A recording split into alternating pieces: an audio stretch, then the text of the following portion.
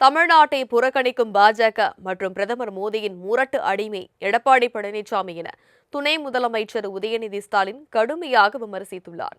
அரியலூர் மாவட்டம் ஜெயங்கொண்டம் சட்டமன்ற தொகுதியில் போட்டியிடும் திமுக வேட்பாளர் கண்ணனை ஆதரித்து துணை முதலமைச்சர் உதயநிதி ஸ்டாலின் தீவிர வாக்கு சேகரிப்பில் ஈடுபட்டார். அப்போது பேசிய அவர், வரவிருக்கும் சட்டமன்ற தேர்தல் டெல்லி அணிக்கும் தமிழ்நாடு அணிக்குமான நேரடி போர் என்றார். மத்திய பாஜக அரசு தமிழ்நாட்டிற்கு தர வேண்டிய நிதியை வழங்காமல் தொடர்ந்து வஞ்சித்து வருவதாக குற்றம் சாட்டிய அவர், கடந்த மத்திய பட்ஜெட்டில் தமிழ்நாட்டிற்கென எந்த ஒரு புதிய திட்டமும் அறிவிக்கப்படவில்லை என்றும் தமிழ்நாடு என்ற வார்த்தையே இடம்பெறவில்லை என்றும் சாடினார்.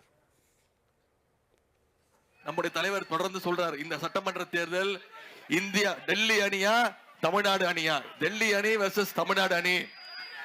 தமிழ்நாட்டுக்கு ஒன்றிய அரசு எதுவும் தர்றதில்ல, நம்ம கேட்கிற நிதி கொடுக்கல. போன பட்ஜெட்ல தமிழ்நாட்டுக்குன்னு எந்த திட்டமும் இல்ல, தமிழ்நாடுங்கிற பேரே இல்ல, தமிழ்நாடுங்கிற வார்த்தையே பட்ஜெட்ல இல்ல. தமிழ்நாடு தொடர்ந்து புறக்கணிக்கிற பாஜகவை தமிழ்நாடு புறக்கணிக்கவா வேணாமா?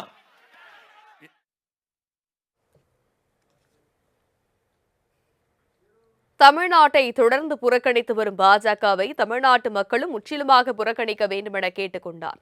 தமிழ்நாட்டை புறக்கணிக்கும் பாஜக மற்றும் பிரதமர் மோடியின் முரட்டு அடிமை எடப்பாடி பழனிசாமி என விமர்சித்த உதயநிதி, ஜெயலலிதா, சசிகலா, டிடிவி தினகரன், ஓ பன்னீர்செல்வம் என தொடங்கி தற்போது டெல்லியில் பிரதமர் மோடி வரை அனைவர் காலிலும் விழுந்து இபிஎஸ் அரசியல் செய்வதாக சாடினார். பதவிக்காக யாருடைய காலையும் பிடிக்கிற அனுபவம் எனக்கு கிடையாது. முதல்ல அந்த அம்மா உயிரோடு இருந்த வரைக்கும், ஜெயலலிதா அம்மா இருந்த வரைக்கும் அந்த அம்மா காலு, அந்த அம்மா இறந்து போன பிறகு டேபிளுக்குள்ள பூந்து போய் தவழ்ந்து போய் சசிகலா அம்மா காலு, அப்புறம் அந்த அம்மா ஜெயிலுக்கு போயிட்டாங்க.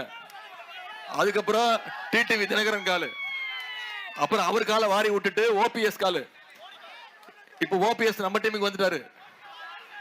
இப்ப எல்லா காலையும் விட்டுட்டு நேரா போய் டெல்லியில மோடியோட காலை பிடிச்சி தொங்கிட்டு இருக்கிறாரு திரு எடப்பாடி பழனிசாமி அவர்கள்.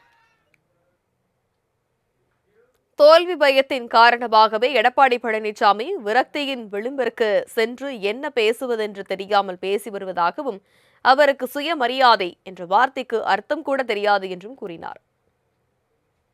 வார்த்தைக்கு ஒரு ஸ்பெல்லிங் கூட தெரியாத ஒருத்தர் திரு எடப்பாடி பழனிசாமி அவர்கள் என்ன தெரியும் பேசிருக்காரு. காலைல என் பேரை சொல்லாம சொல்றாரு, இவன் இருந்து என் உயர வாங்குறான் அப்படின்ட்டாரு. அப்படியே சொல்லிட்டாரு. ரொம்ப டென்ஷன் ஆகுறாரு. தோல்வி பயம் வந்துருச்சு. எங்க போனாலும் மக்கள் சொல்லிட்டாங்க, மக்கள் முடிவெடுத்துட்டாங்க. மீண்டும் திமுக ஆட்சி அமைய போவது உறுதி. செஞ்சு காட்டுவோமா?